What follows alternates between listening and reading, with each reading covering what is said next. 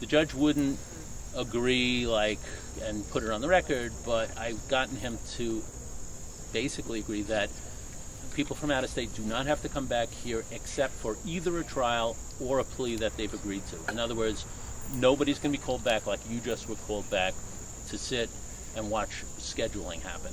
And it's ridiculous for people to spend that much time and money to come, thousands of miles just to see what just happened. That's ridiculous. So we're going to, I think the judge is pretty much in agreement, though he wasn't willing to say that as he is doing it for October 16th. I believe as long as things play normally, he will continue to do that. And so you folks from out of state won't have to keep coming back for no good reason. It is unlikely, but it is possible there will be a trial starting on October 16th. So I will have to meet with the group of 6 now. Mac is, there was a warrant issued for his arrest earlier a couple of weeks ago because he didn't show up in court, and now they've filed bail jumping charges on him, which are misdemeanor charges also, because it's bail jumping for a B misdemeanor is an A misdemeanor, so it's not like a felony charge, but his situation is different, and I'll deal with that differently as well. So I have to meet with the group of now 6, the October 10th, 2016 group.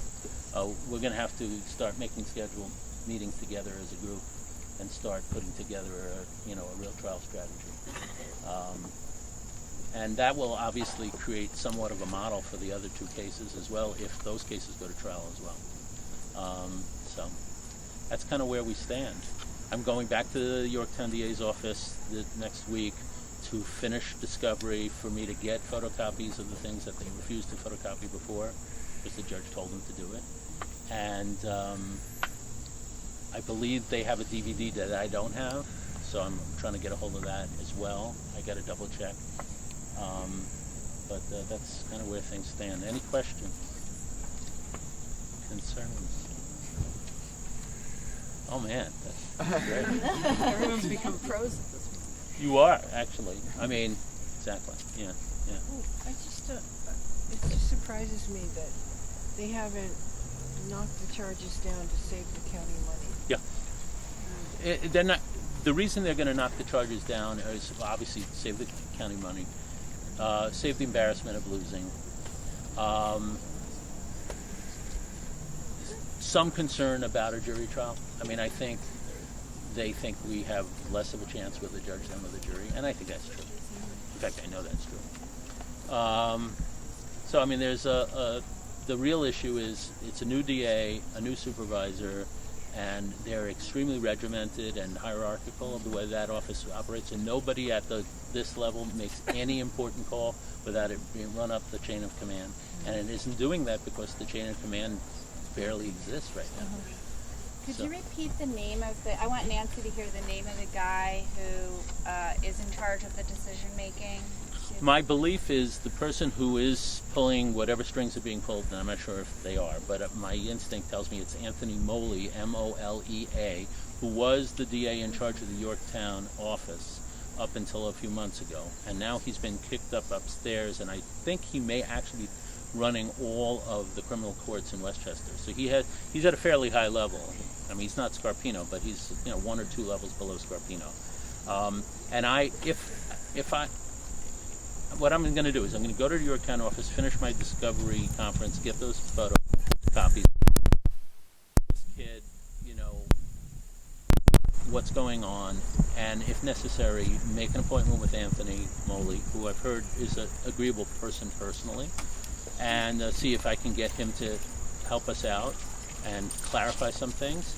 And if that doesn't work, I'm willing to go to the DA Scarpino, who is on the board of visitors of my school and teaches at my school. And I know a lot of people who know him. I don't know him. I've met him once, but I don't know him. But I think between those indirect connections, I might be able to get a meeting with him for him to do something about these cases.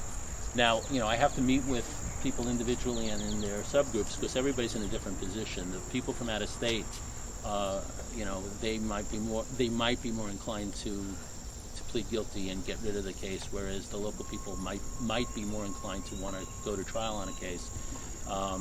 You know, and you know, we'll talk about the pros and cons of all of that.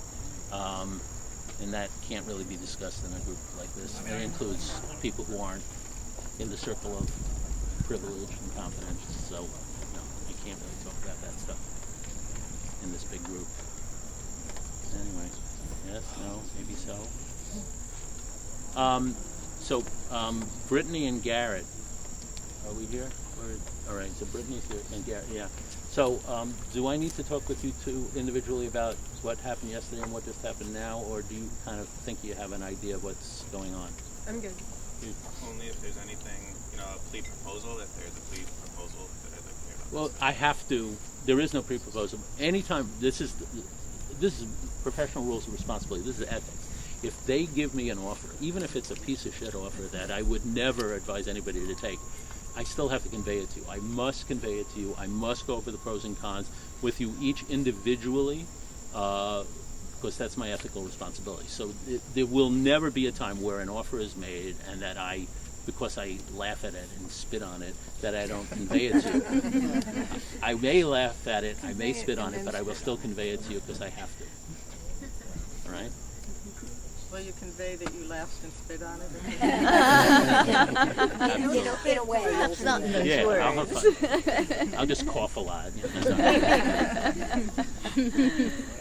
Anything else? Okay. Thank you.